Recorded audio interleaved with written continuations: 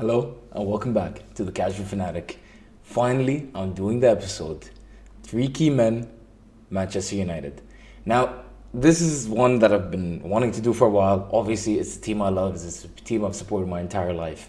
And I've just never really gotten around to it because it's like, oh, I know this is a video I can easily do. I can rattle off in my mind. And that may be true. And I feel like when it's fitting into the series where I'm trying to summarize all the teams in the Premier League into a shorter form of video, I just feel like I can't do United justice in that because I feel like I have such a larger knowledge base, obviously, on the club. The other teams, I have to do more research. I have to watch videos on them. I have to watch certain games. So, like leading up to the video that I'm making, I watch multiple games, at least 3 or 4 games of that team before then making the video, as well as then doing a lot of research on what the team needs and how to fit in certain players. Now with United, it's much more straightforward, and I'm gonna make the video, but I think in the summer I wanna maybe summer, maybe a little bit earlier. It depends on how it goes, but summer's not that far away. The season's almost over, and it could still end very nicely for United. I think it would be a perfect way to cap off the season, but I'll make a video where I go over like the signings, I assess the squad, who needs to leave, who should stay, maybe a tier list or something of all the players at the club, assessing targets that have been linked to the United, and just going based off that. In the summer, those kind of videos though, because there isn't really games to react to, any analysis to do on current situations, right? And there's no major tournament in the summer.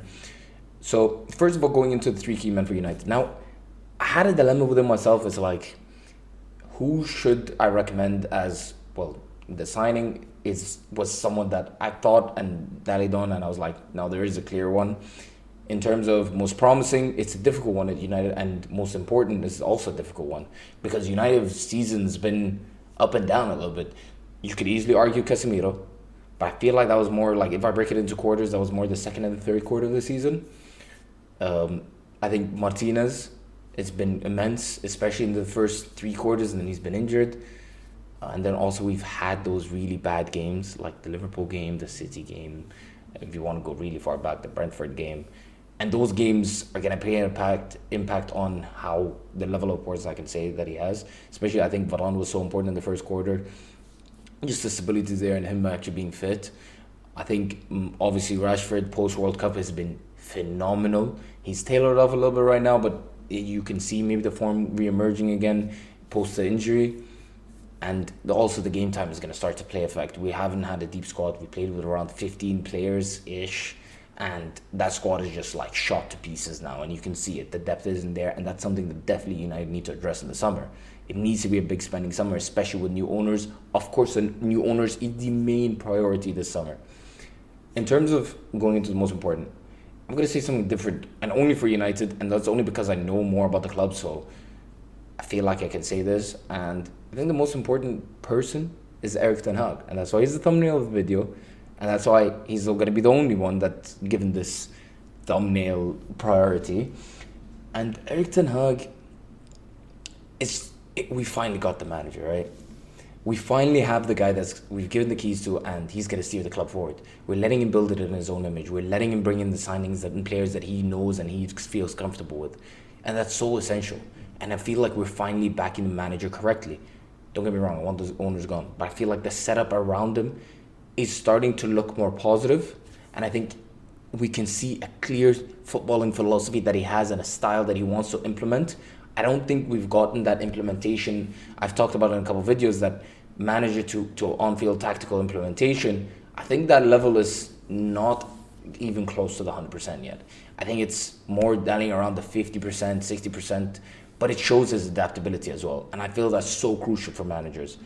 Being adaptable in situations where you have to change the way you're going to tactically employ your players, the way you're going to manage your squad, the way you're going to manage characters and personas and situations within games. I think one thing that he has struggled in, I will be honest, is the in-game subs. The in-game management has sometimes lacked, and we've lost games and lost leads due to that factor. Obviously, in recent memory, we've seen that in the Tottenham and the Sevilla games. They were great subs, and the in-game management really, he suffered with that. And there are certain things where other managers have made adjustments and he hasn't reacted to it fast enough. And it seems a little bit pre-planned substitutions. And then maybe that's him not being comfortable with the squad. Because he looks back to that bench and you're seeing disinterested Martial, part-timer. You're seeing Fred, who as much as he throws effort, he's a player that's useful for certain situations, but not everything. You look back at Maguire, he doesn't want to start, but he has to play at times just because he's still the current club captain, even though he's calling Bruno his captain, literally. And I just don't feel like he has the faith in that squad yet. And I think he needs to shape it in his own image this summer.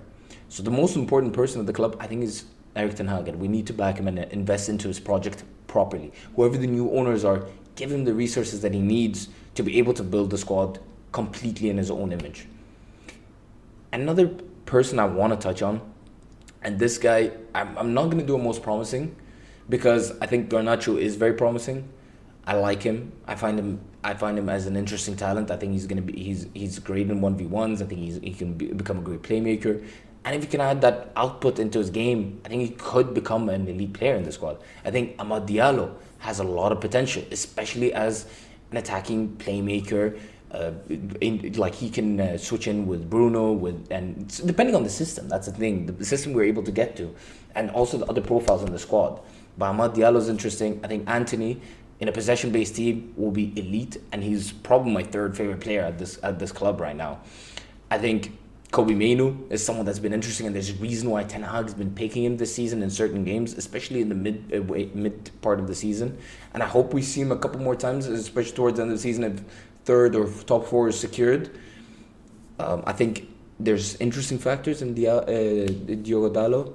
I think Terrell Manasseh, there's someone you could work on there. And obviously Rashford, I guess you can't really call him a promising player anymore because of the age-wise. But those are all interesting factors at United that I feel like those are promising players that we could talk about. Maybe I'll assess them in another video, all the youngsters, including Zidane Akba, Charlie Savage, McNeil, and all of the kids. But I'm going to instead put a player now to go along with the manager. I think that's Bruno Fernandes. This guy's criminally underrated and overhated. He's been this essential cog in this team for years now. And it is years. And the numbers and the output level that he has is insane.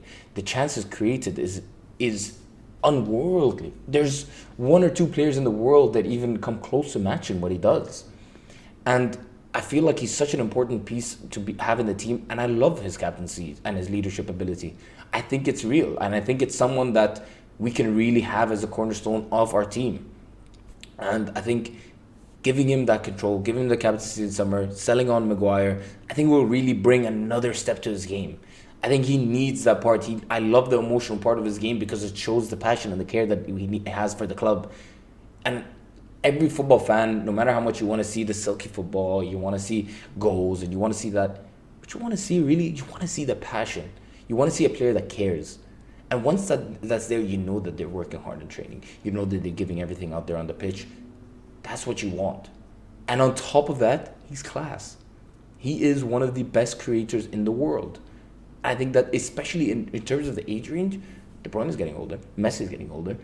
This is one of the few playmakers we have in their prime in terms of the elite level of the world. He's someone I can comfortably go and say, like, hey, we have arguably the best in the world in this position.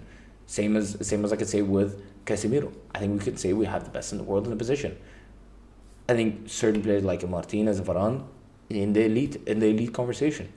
And that spine needs to be built correctly. And that spine needs to be a part of the team. And what's the missing thing is the recommended signing, and that is the center forward of the club. Every club needs a center forward.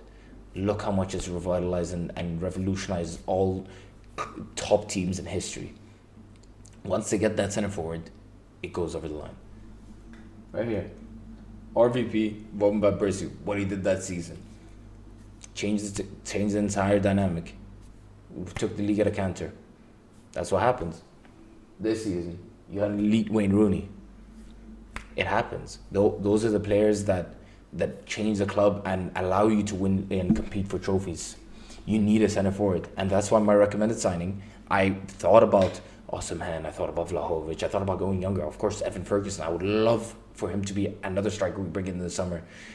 There's loads of other young strikers that I was thinking about as well, especially younger strikers. But there aren't many strikers in their prime right now, and you need someone in their prime. Focus on bringing in another young striker if you can this summer, if not next. next summer, especially for depth and someone to train and bring in that's going to become your main guy in 3-4 years' time.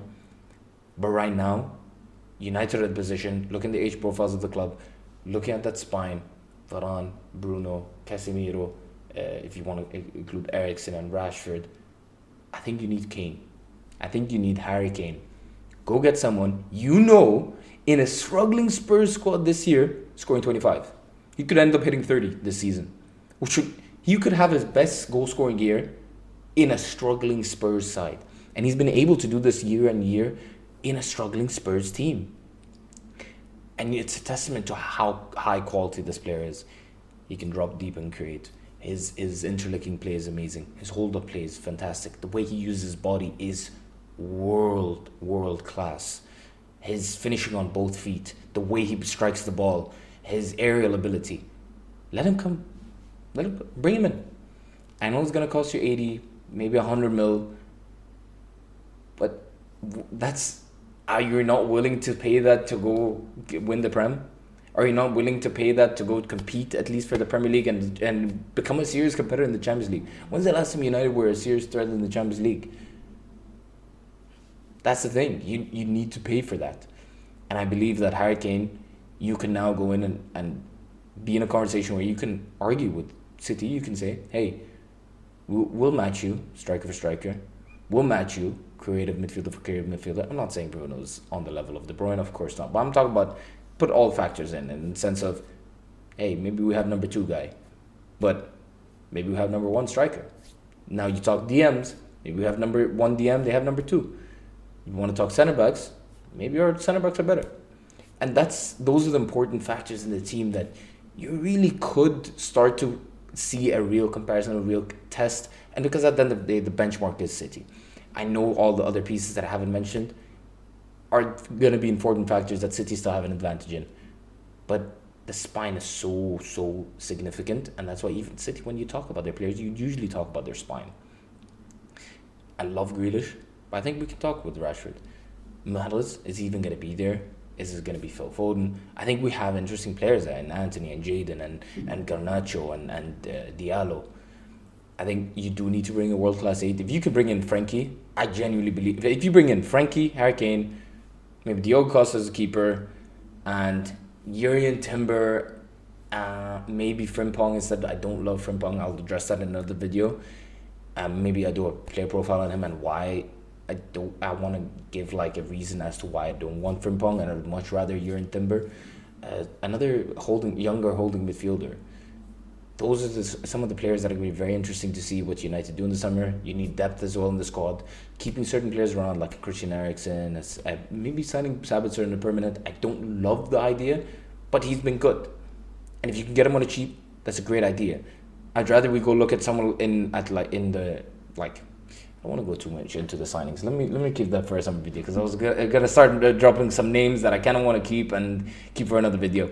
But my recommended signing, the key signing, will be Harry Kane, and I think that pushes United to the next level that we need to reach. And I think it allows Ten Hag so much more stability and solidity in creating chances and goal scoring. And I think it will finally allow him to move up that. If I'm saying he's implementing 50%, that just Harry Kane alone probably pushes him up to the 80 percentile range, because of how much it works with everyone else. And you've seen him work with Rashford. You've seen him work with Son for years. That combination works. Him with a transitional threat that has great ball striking. Hey, that's Rashford. You're giving him a younger Son. And they're probably better pace, less of a weak foot, more... the goal scoring is probably very similar in terms of the output levels that they reach. Anyway, this has been 3 key men for United. I think Ten Hag, Bruno, Harry Kane as a signing. That is the 3 I felt most comfortable talking about, and just thinking that I think those are the cornerstones of what United is going to be over the next 2-3 years. I'm not going to say long term, because long term I think there's more to it and more to the project that Ten Hag is going to be under. I think he's a 10-year manager, minimum.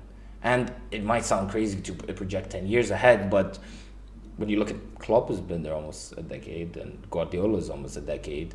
I think Arteta will probably end up being there for a decade. This is starting to happen because I don't think managers want to move on from the Premier League. This is the heights. This is as high a level as it gets. So These are my three key men. I'll see you on the next episode. Bye bye.